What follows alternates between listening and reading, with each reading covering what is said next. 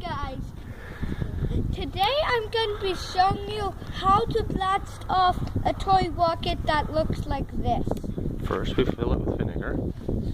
First, Put it upside down. Put it upside down. fill it with vinegar. And then we Add a little baking soda. add a little baking soda in the hole right here. We'll try that again. Okay, you fill it up again. Here, put it. What? Put some more baking soda in there.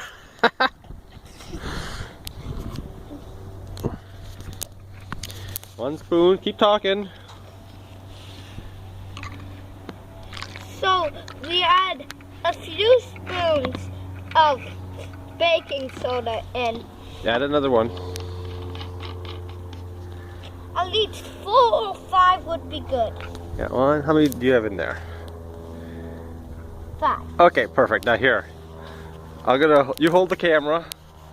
I'm gonna put this on and see what happens without me spilling it. And you put the rocket on just like that. Okay, stand back. See if it takes off.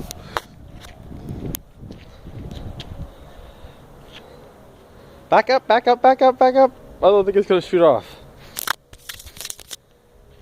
Wait. Is the pressure building up? Check if there's any more time.